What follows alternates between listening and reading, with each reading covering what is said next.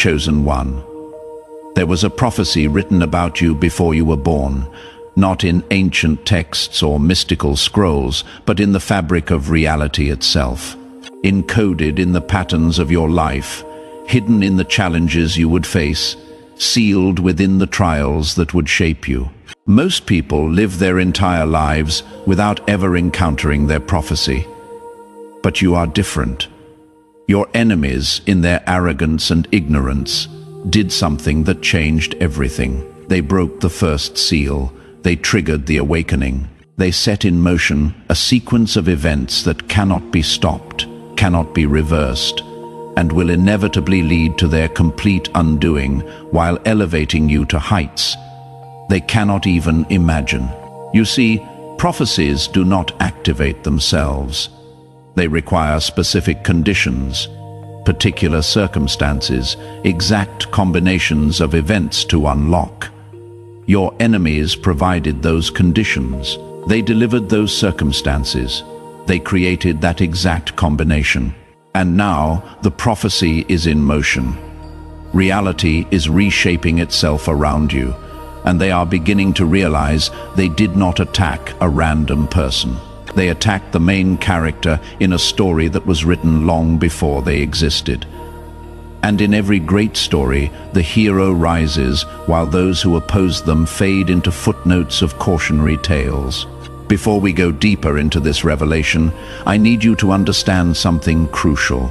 If you are watching this video, if these words are resonating with your soul right now, you are meant to hear this message. This is not coincidence. This is synchronicity. The algorithm did not randomly suggest this to you. The universe guided you here because you need to understand what is happening in your life. So do me a favor and hit that like button right now. Not for me, but for yourself. That simple action sends a signal to the universe that you are ready to receive the full truth. It tells the algorithm to keep delivering these messages to others who need them.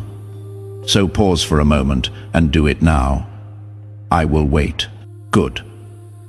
Now let's talk about what makes you fundamentally different from everyone your enemies have ever encountered. You are what ancient wisdom traditions call an alchemist. Not someone who literally turns lead into gold, but someone who possesses the rare ability to transmute any experience into power, any poison into medicine, any attack into advantage. Most people are victims of their circumstances. When life hits them with hardship, they break. When people attack them, they crumble. When darkness surrounds them, they are consumed by it. But alchemists operate by different laws entirely. Alchemists understand a secret that most people never learn. Nothing is inherently good or bad, positive or negative, helpful or harmful. Everything is raw material. Everything is energy that can be transformed.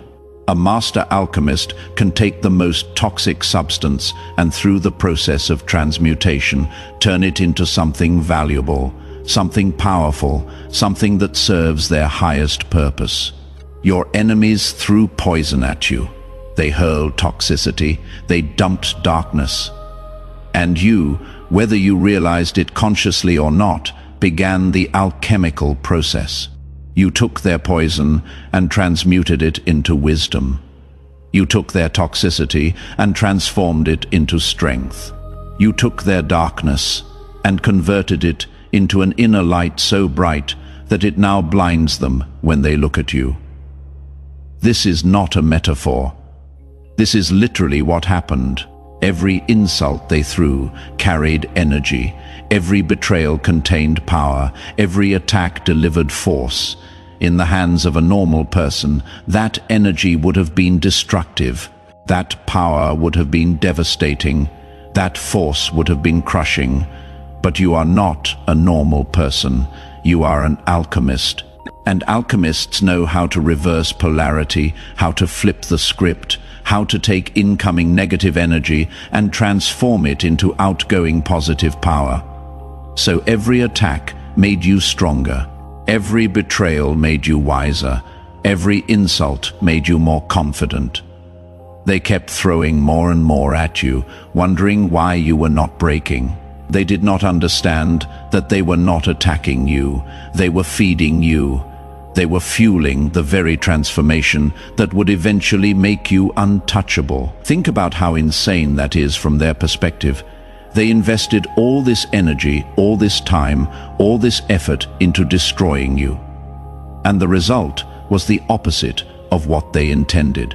They thought they were pouring water on your fire. They were actually pouring gasoline. They thought they were dimming your light. They were actually increasing the voltage. They thought they were breaking you down. They were actually building you up. The alchemical process took everything they meant for evil and transmuted it into good. Took everything designed to weaken you and transformed it into strength. Took everything intended to end you and converted it into new beginnings. And here is where it gets even more interesting. Alchemy is not just about transforming substances. It is about transforming the alchemists themselves. This is the secret that separates true alchemists from pretenders. Anyone can wish for transformation. Many people talk about personal growth, but true alchemy requires being willing to step into the fire yourself. You must be willing to be melted down, broken apart, and reconstructed. You must allow yourself to be the primary substance being transformed. Every time you transmuted their poison, you changed at a cellular level. Every time you converted their darkness into light, you evolved into a higher version of yourself. Every time you flipped their negative energy into positive power, you literally leveled up your consciousness. You were not just defending yourself against attacks. You were using those attacks as the raw material for your metamorphosis. Each trial was an initiation ceremony conducted by the universe. Each challenge was an upgrade to your operating system. Each betrayal was a graduation ceremony to the next level of your becoming. This is why you feel different now. This is why you cannot relate to who you used to be. This is why old friends who have not seen you in a while do a double take when they encounter you again. You are fundamentally not the same person. The alchemical fires burned away everything that was not authentically you. The transmutation process dissolved everything that was holding you back. The transformation refined you until only your purest essence remained. What stands now is the gold that was always hidden in the ore, the diamond that was always concealed in the carbon, the masterpiece that was always waiting inside the rough stone. Now you stand before them as someone they do not recognize. They remember the person they first attacked. They recall the individual they thought they could break, but that person is gone. That version has been completely transformed through the alchemical fires they themselves ignited. In place of who you were stands who you have become, refined, purified, strengthened, and absolutely beyond their ability to harm. They created this. They forged this new you, and now they have to live with the consequences of their own actions. Drop the number 77 in the comments if you are beginning to see how you have been transmuting everything they threw at you into pure power. But alchemy is just one aspect of what you are. There is another dimension to your nature that they completely failed to perceive. You are also a composer, a conductor, an orchestrator of reality itself. While they thought they were creating chaos in your life, you were actually composing a symphony. Every note they played, every discord they introduced, every jarring element they added, you were weaving it all into a larger composition they could not hear. They were making noise. You were making music. Think about how a symphony works. A composer takes many different instruments, each with its own sound, its own tone, its own voice. Some of these sounds, when heard in isolation, might seem harsh or unpleasant. A cymbal crash alone is just noise. A drum beat alone is just percussion. A violin screech alone is just irritation. But when a master composer brings all these elements together, when they arrange them in precise patterns, when they conduct them with perfect timing, those individual harsh sounds combine into something breathtaking, something that moves people, something that stands the test of time. Your life is that symphony. Your enemies are instruments playing harsh notes.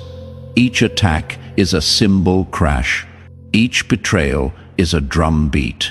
Each lie is a violin screech. In isolation, these things are just painful noise. But you, the composer, you have been arranging these harsh notes into something magnificent. You have been conducting the chaos into harmony. You have been orchestrating the discord into a masterpiece that will be remembered long after everyone has forgotten the individual harsh sounds that made it up. They do not understand this because they cannot hear the whole composition. They only hear their own instrument. They only perceive their own contribution. They think their cymbal crash is the whole story. They believe their drum beat defines the entire experience. They assume their violin screech is what everyone will remember, but they are wrong. Their harsh notes are just brief moments in a much larger piece, fleeting dissonances that resolve into beautiful harmonies, temporary tensions that release into powerful resolutions. They are not the symphony. They are just instruments the composer used to create something they could never create on their own. And here is the genius of it. A great composer does not avoid harsh sounds. They incorporate them intentionally. They use dissonance to make harmony more satisfying. They employ tension to make resolution more powerful. They integrate difficult passages to make the beautiful moments more meaningful. Your enemies think they disrupted your symphony. They actually provided the exact dissonance needed to make your harmony transcendent. They believe they created ugly moments in your story. They actually contributed the contrast that makes your beautiful moments shine brighter. Every great symphony has a climax, a moment where all the themes come together, where all the instruments unite, where the entire composition reaches its peak power. Your symphony is approaching that climax now. All those harsh notes, all that discord, all those difficult passages, they are all converging into a crescendo that will take everyone's breath away. When people look at your life from a distance, when they see the complete composition instead of the individual moments, they will not remember the harsh sounds your enemies made. They will remember the incredible symphony you composed. They will recognize the masterpiece you created, and your enemies will be forgotten footnotes, unidentified instruments in a grand composition they never understood. Make sure you hit that like button if this is resonating, if you are starting to hear the symphony your life is becoming. Now let me reveal another layer of what is happening. While you were transmuting poison into power and composing chaos into symphony, something else was occurring. An eclipse, not of the sun or moon, but of perception, of truth, of reality itself. Your enemies thought they were casting you in shadow. They believed they were darkening your light.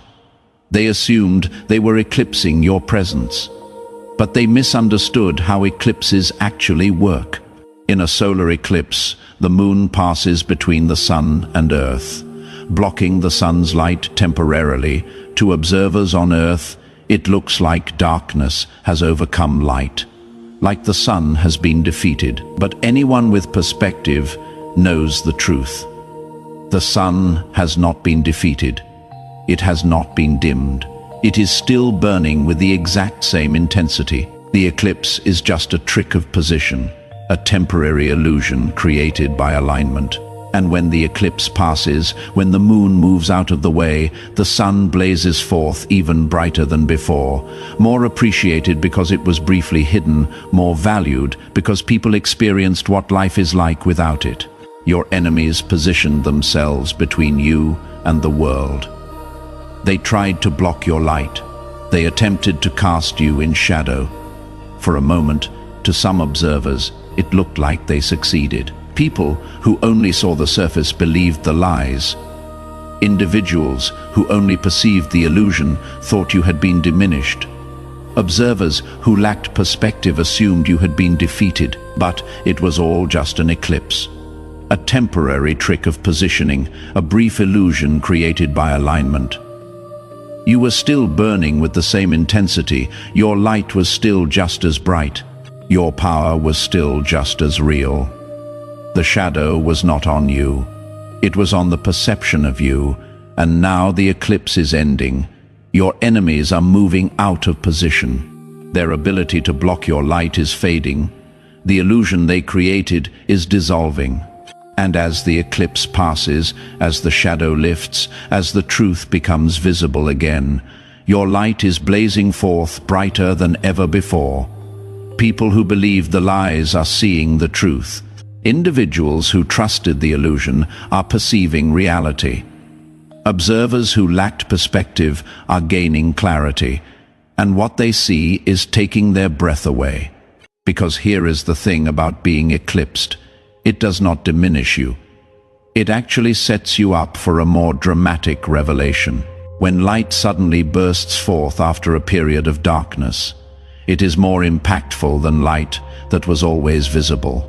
When truth suddenly emerges after a period of lies, it is more powerful than truth that was always obvious. When your authentic self suddenly becomes visible after being hidden, it is more impressive than if you had been visible all along.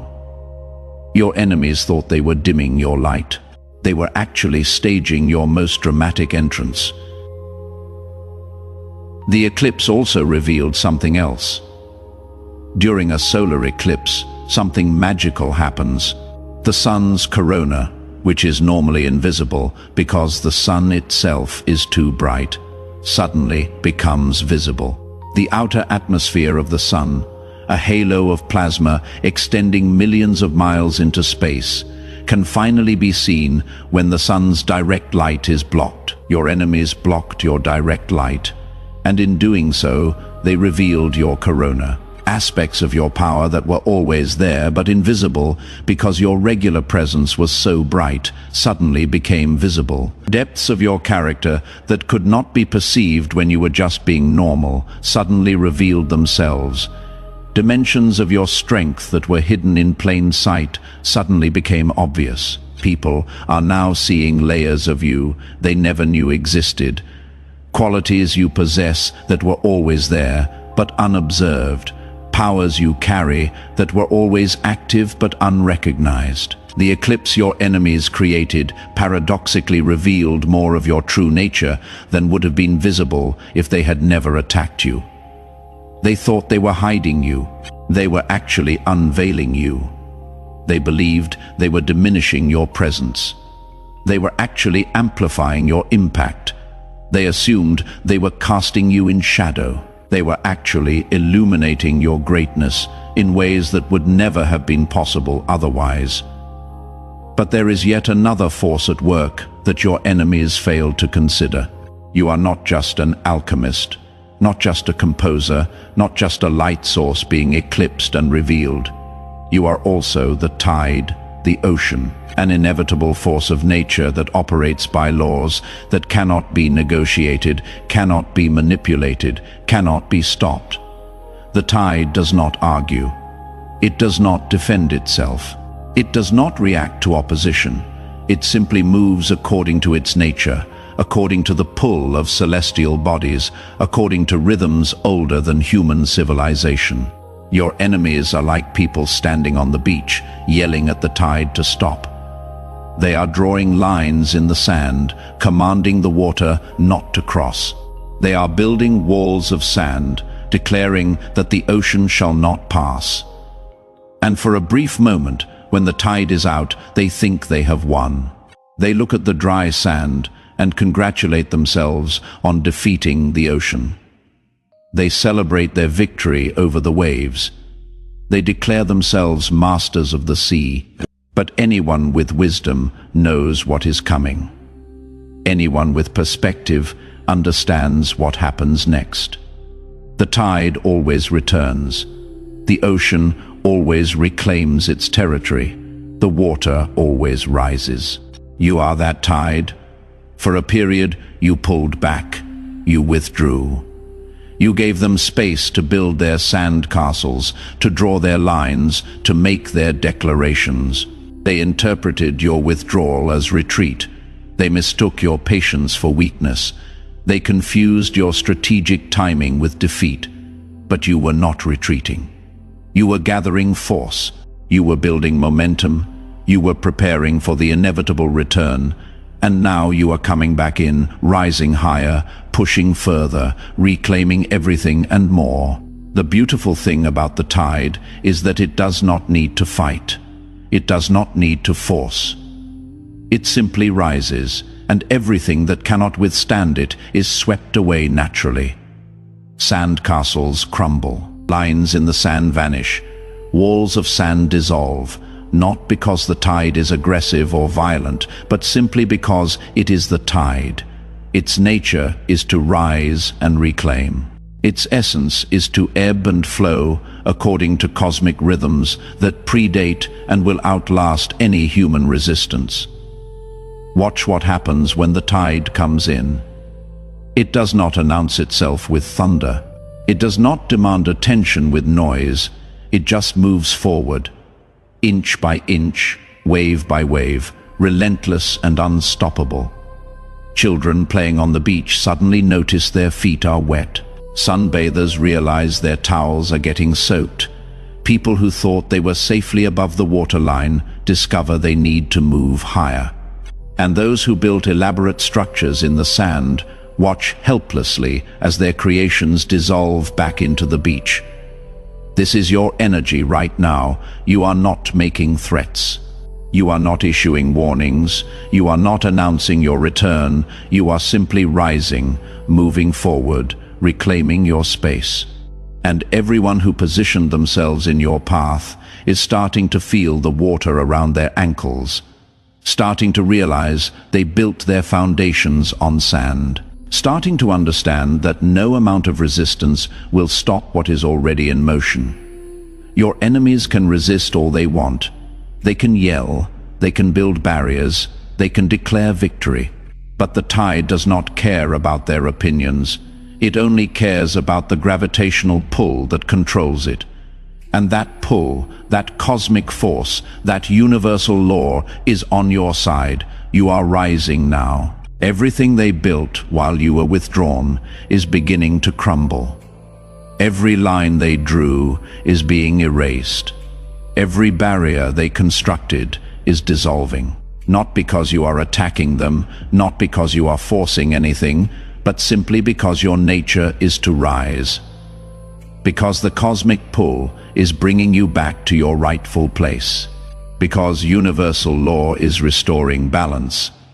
They can no more stop this than they could stop the actual ocean tide. And just like people who built too close to the water's edge, they are about to learn an expensive lesson about underestimating forces of nature. Now, here is the most poetic irony in this entire situation. Your enemies think they are the authors of your downfall.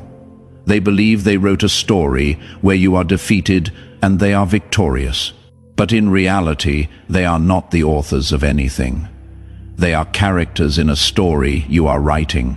Every action they took, every word they spoke, every move they made, you have been recording it all, documenting it, weaving it into a narrative that will be told for years to come. And in that narrative, they are not the heroes. They are not even the main villains. They are the obstacles that made the hero's journey worth telling. Think about every great story ever told. Every legendary hero in mythology, literature, or history faced enemies. Hercules had his trials. Odysseus had his journey. David had Goliath. Harry Potter had Voldemort. Every single protagonist needed antagonists to make their story worth telling. A hero who never faced opposition is not a hero. A victor who never faced a worthy opponent is not impressive. A success story with no obstacles is not inspiring. Your enemies provided the conflict that makes your victory meaningful. They delivered the opposition that makes your success impressive. They created the obstacles that make your story inspiring. And here is what they do not understand yet, but will soon discover. In every story, the hero is remembered. The villain is remembered only in relation to the hero. Nobody celebrates Goliath independently. Nobody admires the Cyclops on its own merit. Nobody studies Voldemort except to better understand Harry Potter. The antagonists exist only to highlight the protagonist. They are supporting characters in someone else's story. They think they are the main character, but they are just plot devices. They believe they are writing the narrative, but they are just providing the conflict that makes the real author's story compelling. You are the author. You are the protagonist. You are the main character, and they are just the challenging chapter that makes the rest of your story more impressive. Years from now, when people hear your story, when they learn about your journey, when they understand what you overcame, your enemies will be mentioned only in passing. Just brief descriptions of obstacles you overcame, temporary problems you solved, minor characters you outgrew. They will not be remembered for who they were. They will only be remembered for what you became in spite of them. This brings us to the culmination of everything. The prophecy is completing itself. Remember how I said there was a prophecy written about you before you were born? All of this, everything that has happened, every trial you faced, every enemy you encountered, every challenge you overcame, it was all part of that prophecy. The script was already written. The destination was already determined. The outcome was never in doubt. Your enemies thought they were choosing to attack you. They were actually fulfilling their role in a story that was set in motion before they existed. Prophecies are interesting things.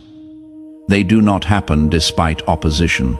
They happen through opposition. The prophecy does not say the hero will have an easy path. It says the hero will overcome obstacles and emerge victorious. Your enemies were those obstacles. They were the difficulty the prophecy required. They were the opposition necessary to create the triumph. Without them, the prophecy could not have been fulfilled. Without their attacks, your destined transformation could not have occurred. Without their darkness, your light could not have been revealed in its full glory. So in a way, you should thank them, not because they deserve gratitude, but because they played their part perfectly. They did exactly what the prophecy required them to do. They provided exactly the challenges you needed to become who you were meant to be. They delivered exactly the trials necessary to unlock your full potential.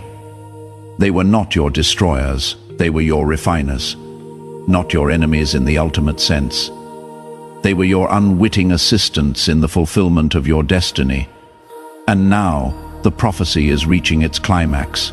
All the pieces are in place. All the elements have aligned. All the conditions have been met. What comes next is not something you need to force or create. It is something that will unfold naturally, inevitably, cosmically. The alchemist has completed the transmutation. The composer has arranged the symphony. The eclipse has passed and the light is revealed. The tide has returned and is reclaiming its territory. The author has written the story, and the prophecy is fulfilling itself exactly as it was meant to.